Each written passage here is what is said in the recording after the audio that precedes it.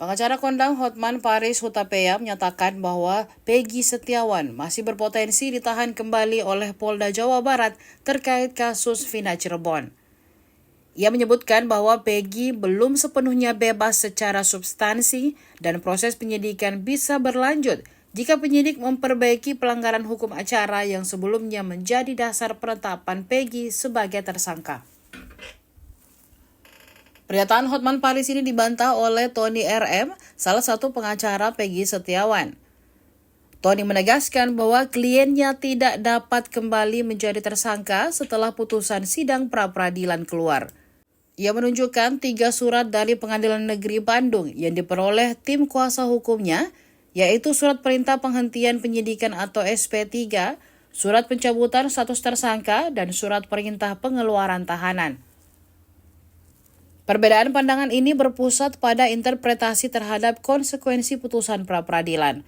Hotman Paris beranggapan bahwa putusan pra-peradilan hanya membatalkan penetapan tersangka sebelumnya, namun tidak menutup kemungkinan penetapan tersangka baru jika ditemukan bukti yang cukup.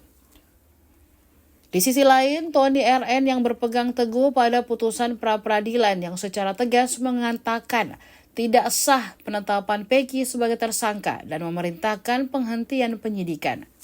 Terlepas dari perbedaan pandangan itu, kasus Vina Cirebon masih terus bergulir. Peggy Setiawan memang telah dibebaskan dari tahanan, namun statusnya sebagai tersangka belum sepenuhnya dihapus.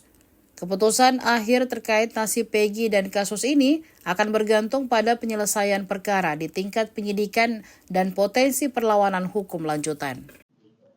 Ya, menanggapi pernyataan Bapak Hotman Paris, di mana klien kami Peggy Setiawan bisa ditersangkakan lagi setelah salah satu pengacara Peggy Setiawan bernama Tony TM menekankan bahwa kliennya tidak bisa menjadi tersangka kembali setelah putusan sidang pra-peradilan Pengadilan Negeri Bandung.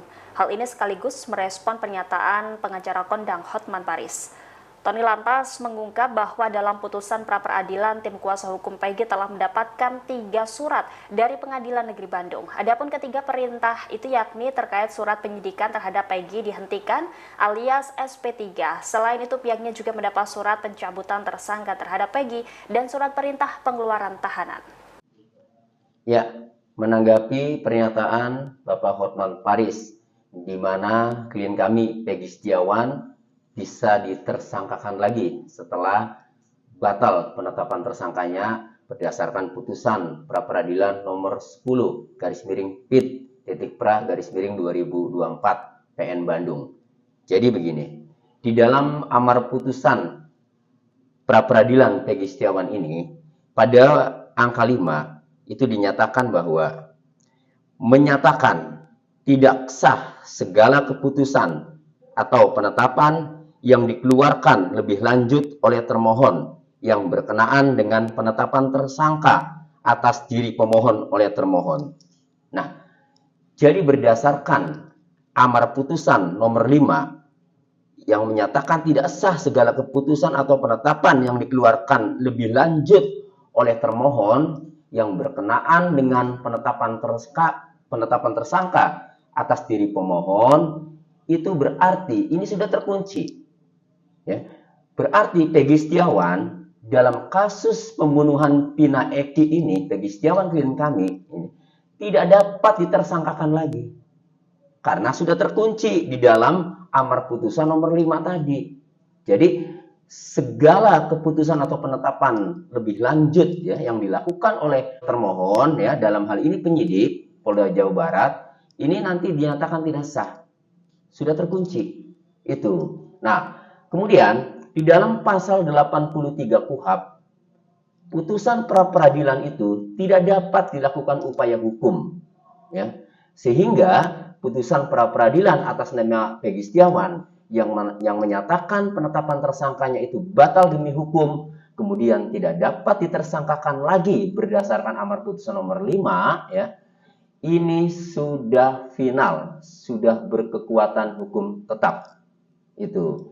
Jadi kalau ada pendapat-pendapat ya yang mengatakan bahwa Peggy Setiawan bisa mungkin ditersangkakan lagi karena kemarin yang diputus adalah persyaratan formil ya yang tidak ditempuh, atau hanya baru formilnya saja, belum masuk ke pokok perkara. Betul, memang pra peradilan itu memeriksa terkait dengan formil, bagaimana penetapan tersangka. Nah, lalu apakah penyidik kemudian menindaklanjuti lagi berdasarkan putusan pengadilan, berdasarkan putusan pra peradilan atas nama Peggy Setiawan ini? Kami sebagai penasihat hukum Peggy Setiawan telah mendapatkan satu SP3 ya. Jadi penyidikan terhadap pemohon itu dihentikan. Nah, kemudian yang kedua ya, ada surat pencabutan tersangka ya. Jadi surat pencabutan tersangka ini, nah berarti selama ini tersangka yang disandang oleh Peggy Setiawan itu telah dicabut. Berarti Peggy Setiawan bukan tersangka lagi. Kemudian yang ketiga, kami juga mendapatkan surat perintah pengeluaran tahanan. Nah, jadi sebelum Peggy Setiawan waktu itu dibebaskan malam itu, nah kami mendapatkan 3 surat itu. Surat penghentian penyidikan perkara ya. Kemudian surat pengeluaran tahanan, yang ketiga adalah surat pencabutan tersangka.